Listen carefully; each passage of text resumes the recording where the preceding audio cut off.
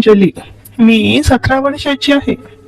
घरचे सर्वजण लग्नाला गेल्यावर बाबांनी मला एकटीला भीती लागेल म्हणून त्यांच्या खास मित्राला भरोसा दाखवून आमच्या घरी झोपायला सांगितले.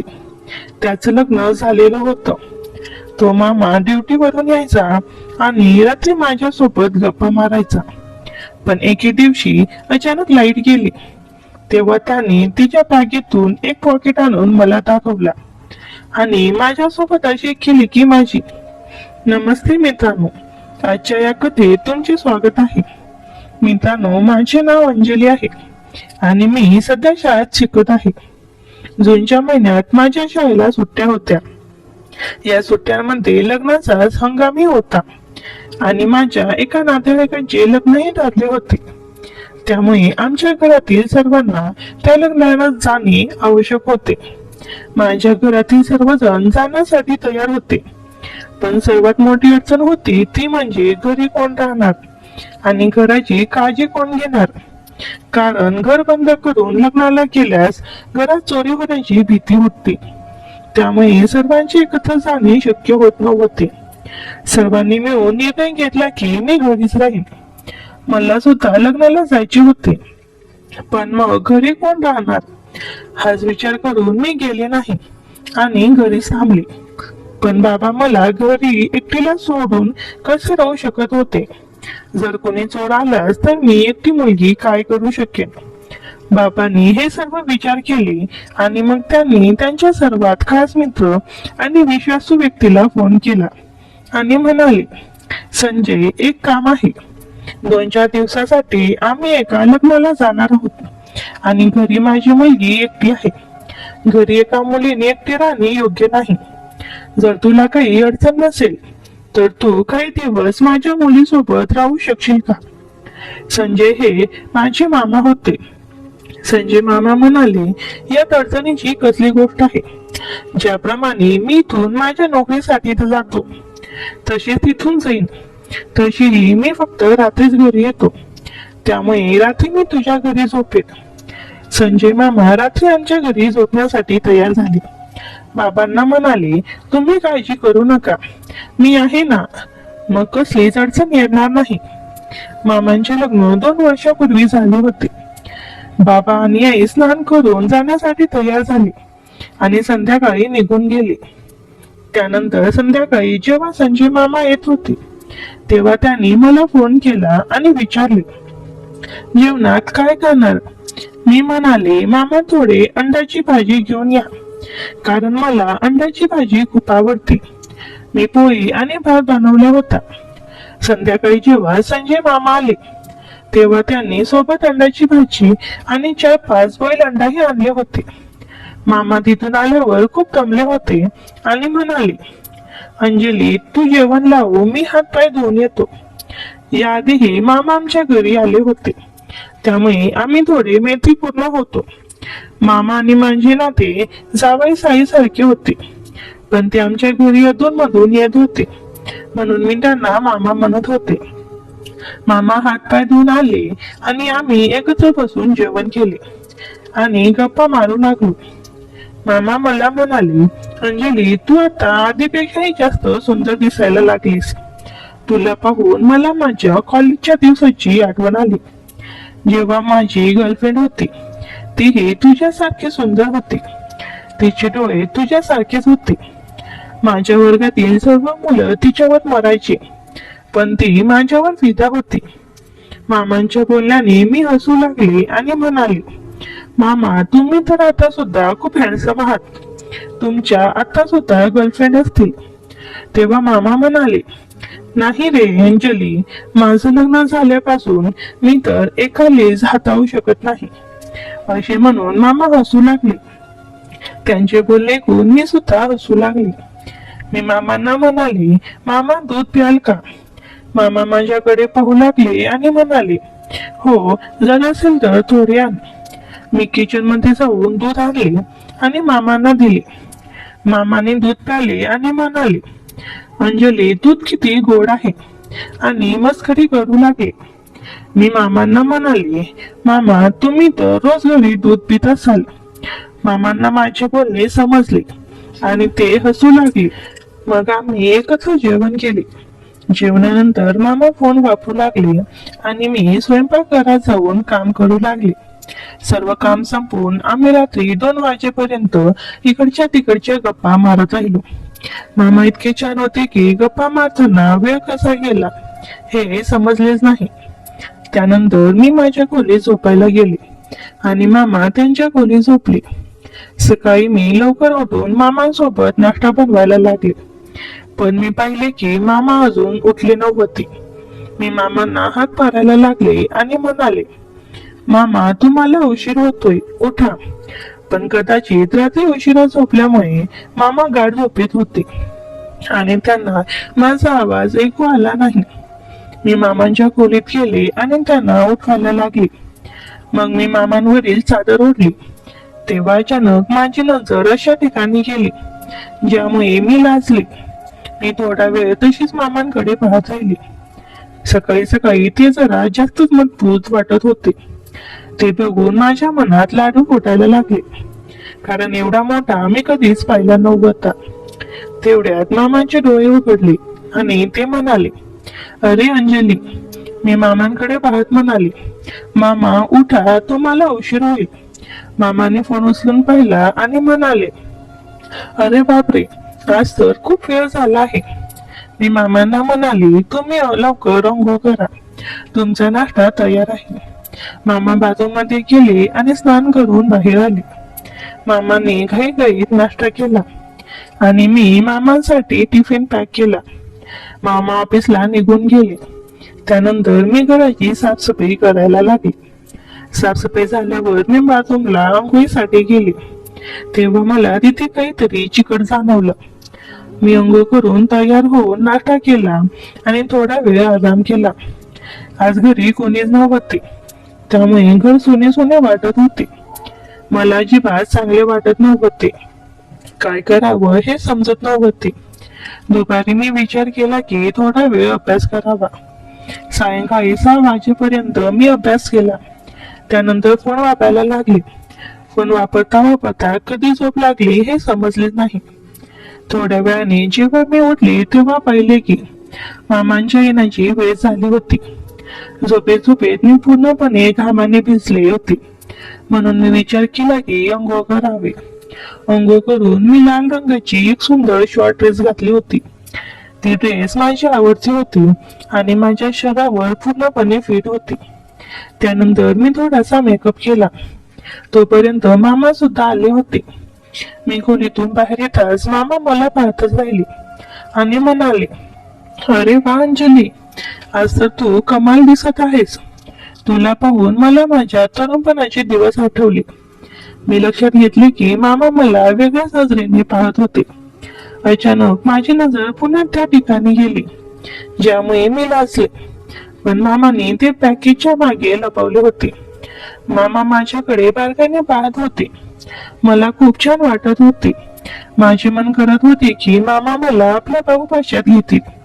मामांच्या तोंडून कौतुक ऐकून मी आतून खूप आनंदी झाले, जणू कोणी आग लावली असावी. पण तरीही मी शांत राहिले, कारण ते माझे मामा होते. त्यानंतर मामा मला म्हणाले, अंजली मी फ्रेश होऊन येतो, तू जेवण लाव. मी म्हणाले, ठीक आहे मामा, पण त्यासाठी जेवण बनवावे लागेल. मी अजून जेवण बनवले नाही. मामा म्हणाले, ठीक आहे, तू जेवण बनव, तोपर्यंत मी आराम करतो. मी म्हणाले, ठीक आहे मामा. मामा सोफ्यावर बसून आराम करू लागले आणि मी जेवण बनवण्यासाठी किचन मध्ये गेले. येथे मामा बसले होते तिथून किचन रोज स्पष्ट दिसत होते. मी वारंवार मागे होऊन पाहिले तर मामांच्या नजरा माझ्यावर टिकून होत्या. त्यांच्याशी पाहणे मला खूप आवडत होते, कारण मामा याआधीही 4-5 वेळा घरी आले होते. त्यामुळे ते माझ्याशी खूप मोकळेपणाने बोलायचे आणि मला त्यांच्यासोबत वेळ घालवायला आवडायचे. त्यामुळे त्यांच्याशी पाहणे मला सुद्धा आवडत होते. मी जेवण बनवत होते तेव्हा लाईट गेली. त्यातच इतकी उष्णता होती की मी पूर्णपणे घामाने भिजले होते आणि आता अंधारी झाला होता. मला अंधारात खूप भीती वाटते, म्हणून मी मामाला हाक मारत भिंती पकडून हळूहळू हॉलकडे जाऊ लागले. मामा पण पुढे आले अंधारात काही दिसत नव्हता. मी चालत चालत थेट मामाकडे जाऊन पोचले आणि अचानक माझा हात मामाच्या त्या ठिकाणी लागला. मामा म्हणाले, अरे अंजली, तू इथे आलीस, आणि मला बेडवरती बसायला सांगितलं. मी बेडवरती जाऊन बसले. तोपर्यंत मामाने त्यांच्या मोबाईल शोधून टॉर्च चालू केली आणि मग आम्ही सोबत किचन मध्ये गेलो. मामा मला म्हणाले, अंजली, आज खूप गरमी आहे. मी म्हणाले, हो मामा, आणि आता तर लाईट गेली. माझ्या घरी इन्व्हर्टरही नाही. मामाने मला टॉर्च दाखवली आणि मी एक मेणबत्ती पेटवून किचन मध्ये ठेवली. मामा म्हणाले, अंजली, तू पूर्णपणे घामाने भिजली आहेस, तर मी थोडी मदत करू का? मीही खूप त्रस्त झाले होते, म्हणून मी हो म्हणाले. मामा जेवण बनवण्यात माझी मदत करू लागले आणि मी मामाने मिळून जेवण बनवले आणि गप्पा मारत राहिलो. थोड्याच वेळात लाईटही आली. मामा माझ्याकडे पाहू लागले. घामाने भिजल्यामुळे माझे शरीर स्पष्ट दिसत होते. मीही आता थोडे त्यांच्याकडे वळले, जेणेकरून ते मला नीट पाहू शकतील. मग मी मामांना म्हणाले, मामा, तुम्ही आराम करा, जेवण जवळपास तयार आहे. मामाने माझ्याकडे पंखा वावला आणि आराम करू लागले. थोड्या वेळाने जेवण बनवून तयार झाले. किचन मधील काम संपल्यावर मी विचार केला की अंघोळ करावे. मामा सोफ्यावर बसून आपले काम करत होते. मी मामांना म्हणाले, मामा, मी अंघोळीला जात आहे. मामा म्हणाले, ठीक आहे. मी अंघोळ करून एक शॉर्ट फ्रॉक घातली, जी मामांनीच मला माझ्या वाढदिवसाला भेट दिली होती. आज जेव्हा मी ती शॉर्ट ड्रेस घालून आली, तेव्हा मामांचे डोळे उघडेचे उघडे राहिले. मामा मला पाहून खूप खुश झाले आणि म्हणाले, ही तर ती ड्रेस आहे ना, जी मी तुला तुझ्या वाढदिवसाला दिली होती. मी म्हणाले, हो मामा, तुम्ही दिलेली ड्रेस मला खूप आवडली. मामा म्हणाले, तुझ्या ड्रेस मध्ये खरंच खूप सुंदर दिसत आहेस. तुझ्याकडून नजर हटवाविषयी वाटत नाही. मन करते की तुला असंच पाहत राहावं. त्याचे बोलणे ऐकून मी लाजून मान खाली घातली. मग मी आणि मामाने मिळून जेवण केले आणि खूप गप्पा मारल्या. किचन मध्ये काम संपवून मी मामांच्या खोलीत त्यांच्याशी गप्पा मारायला गेले. थोड्या वेळाने गप्पा मारताना अचानक मामा जोरात म्हणाले, अंजली, तुझ्या कांद्यावर कॉक्रोच आहे. यावर मी खूप घाबरले आणि घाबरत धावून जाऊन मामांच्या गळ्याला मिठी मारली. मला खूप भीती वाटत होती. यावर मामा हसू लागले आणि म्हणाले, अरे पगली, मी तर मस्करी करत होतो, तू तर खरंच घाबरलीस. मी म्हणाले, मामा, असली कसली मस्करी पुन्हा कधी करू नका. मला कॉक्रोचची खूप भीती वाटते. तेव्हा मी अजूनही मामाच्या गळ्याला मिठी मारून होते. मामाने मला आपल्या भाऊपाशात घेतले होते. मी थोडी लाजत त्यांच्यापासून दूर झाले. मी मामांना सॉरी म्हणाले, पण मामा म्हणाले, अरे पगली, काही हरकत नाही, आपण दोघे तर मित्र हो ना, मग हे तर चालतं. तसेही मी तुला माझी छोटी साली मानतो, असे म्हणून मामा हसले. त्यानंतर मामा म्हणाले, आज तू इथेच माझ्या सोबत झोप, कारण तू खूप घाबरलेली आहेस. यावर मी थोडा वेळ विचार केला. मग शांतपणे मामाच्या जवळ बसले. तेवढ्यात पुन्हा एकदा वीज गेली. रात्री जवळपास 12 वाजले होते. तेव्हा मामाने त्याच्या मोबाईलची लाईट सुरू केली आणि म्हणाले, चल, यापेक्षा स्वतःवर झोपायला जाऊया. मीही त्याला मान्यता दिली. मामा बिछाना आणि मी मच्छरदाणी घेऊन छतावर गेले. छतावरही खूप उष्णता होती आणि वीज अजूनही आली नव्हती. त्यामुळे आमच्याकडे दुसरा कोणताच पर्याय नव्हता. थोडा वेळ झोपल्यावर माझ्या शरीरातून पुन्हा घाम यायला लागला. तेव्हा मी मामांना म्हणाले, इथेही खूप गरमी वाटत आहे. मामा म्हणाले, जर तुला वाईट वाटणार नसेल तर एक गोष्ट सांगू. मी म्हणाले, हो, सांगा ना. मामा म्हणाले, तू काही हलकी फुलकी नाईटी घाल, त्यामुळे तुला गरमी जास्त वाटणार नाही. मला सुद्धा हेच योग्य वाटले, पण मला खूप संकोच वाटत होता. मग मी खाली गेले आणि थंड पाण्याने अंघोळ करून एक जाळीदार नाईटी घातली. जेव्हा मी छतावर आले तेव्हा मामा मला पाहतच राहिले. मामा मला म्हणाले, आज तुला पाहून माझ्या मनात काहीतरी होत आहे. अंजली, तुलाही असेच वाटत आहे का? मी म्हणाले, मामा, मला समजले नाही. तुम्ही काय म्हणत आहात? तेव्हा मामा म्हणाले, जेव्हा तुझी मामी अशा प्रकारची नाहीती माझ्या समोर घालून येते तेव्हा मी स्वतःवर नियंत्रण ठेवू शकत नाही. आणि आज तुला अशा कपड्यामध्ये पाहिल्यावर माझ्या मनातून मजलत आहे. तुला समजते का? हे गुण मी माझी नजर खाली केली. मग मामाने मला त्यांच्या जवळ बसण्याचा इशारा केला. तेव्हा मी त्यांच्या जवळ बसले. मामा मला विचारू लागले, शाळेत तुझा कोणी बॉयफ्रेंड आहे का? मी म्हणाले, नाही मामा, माझा कोणी बॉयफ्रेंड नाही. मग ते म्हणाले, मग शेजारी पाजारी तरी असेलच. मी म्हणाले, नाही मामा, मला माझ्या अभ्यासातून कुठे वेळ मिळतो.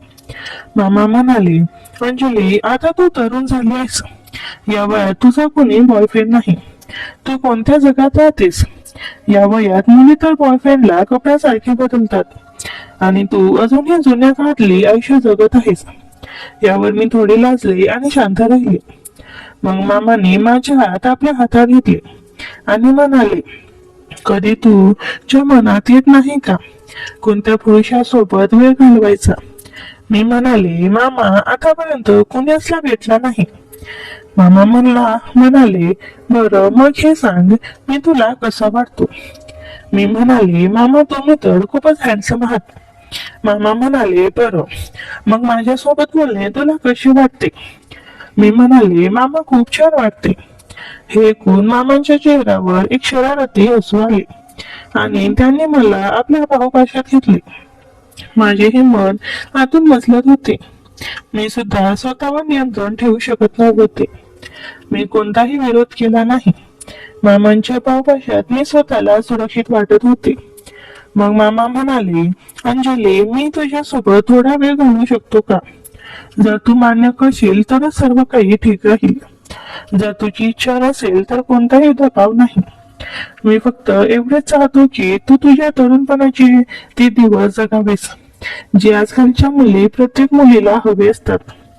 मी लाजस मामांना म्हणाले, मामा, तुम्हाला जसे वाटेल तसे. हे ऐकताच मामाने मला ती खुशी द्यायला सुरुवात केली. पण मला खूप भीतीही वाटत होती, कारण मला या गोष्टीची सवय नव्हती. ही माझी पहिली वेळ होती आणि मामाचे तर लग्न झालेलं होतं. त्यांना या गोष्टीचे अनुभव आहे आणि मामा शरीराने धष्टपुष्ट होते. त्यांची उंची साधारण 7 फूट असेल. मी खूप विचार करत होते. तेव्हा मामा म्हणाले, अंजली, काय विचार करत आहेस? तेव्हा मी मामांना विचाराबद्दल सांगितले.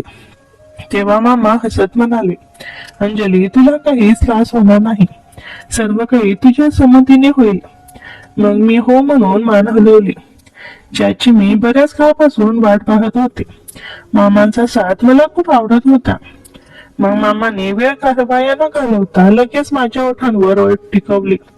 मी शहरली. माझे श्वास वेगात वाढायला लागले. माझ्या गळाचा खालचा भाग खालीवर होऊ लागला. तो लगेच माझ्या ओठांवर ताबा घेतला. मी डोळे बंद केले. आता मी सुद्धा मामांना प्रतिसाद देऊ लागले. मला खूप दिवसापासून हे सर्व काही मिळणार होते, म्हणून मी अधिकच शहारली गेले. तो माझ्या मानेवर किस करायला लागला. एका हाताने माझी सुंदर व्यक्तिमत्वाला स्पर्श करू लागला. मी प्रभावित होऊन चुळबुळ करायला लागले. हा खेळ 10 मिनिट चालला. मी आता खूप रंगात आली होती. मी उत्तेजित होण्यास सुरुवात झाली होती. तो मला किस करत माझ्या हातात मोकळे केले. ते मोकळे होताच माझ्या स्वर्गाचे 2 डोंगर उभे झाले. आता ते समोर स्पष्ट होते. ते पाहून मामा हातवल करत होते. तो हळूहळू त्यांना स्पर्श करायला लागले. मी सळसळत होते. माझे आवाज येत होते. मी सुसकाटे टाकीत होते. तो अधिकच वेगात स्पर्श करत होता. त्यांच्या हरकतीने मी आता प्रचंड प्रभावित झाले होते. मी जवळजवळ श्वास घेत होते. त्याचे पुरेशी अस्तित्व खूप दाटून आले होते. तो गादी घालून आत घालून मला वर केले आणि परत माझे सुंदर व्यक्तिमत्व हाताळायला लागले. मी उसळत जोरजोराने श्वास घेत होते. मी खूप उत्साहित झाली होती. मी पण फुल रंगात होते. त्याने सांगितल्याप्रमाणे मी पोझिशन घेतले. तो माझे राहिलेले कपडे बाजूला केले. आता माझे सुंदर नाजूक चाफे गळे तिला अधिक आकर्षित करत होती. तो लगेच माझे अस्तित्व मोकळे करत कचकन स्वारी केली. तशी मी किंचाळली. माझ्या डोळ्यातून पाणी आले. तो माझ्याकडे लक्ष दिलं नाही. मग तो माझ्या व्यक्तिमत्वाला हातात किस करत शांततेत गोष्टी करायला लागल्या. मी शांत झाली. मग हळूहळू तो हालचाल करू लागला. तशी मी आनंदाने डोळे मिटू लागले. ते सुंदर क्षण ती आता अनुभवून सुखावून जाऊ लागले. तो आता माझा तळ गाठू लागला. तशी मी मादक सुसकाटे टाकायला लागले. मामा खूप सवटावून माझ्या जीवनाचा तळ टाकत होता. आम्हाला नात्याचा काही भान राहिला नव्हता, कारण मला पण एक अप्रतिम सुख मिळत होतं. माझ्या चेहऱ्यावरचे भाव सारखे आनंदाने बदलत होते. माझ्या चेहऱ्यावर घामाचे दवबिंदू साठू लागले होते, पण तो सारखा हालचाल करत होता आणि त्या स्वर्गीय वेगळीचा आनंद घेत होता.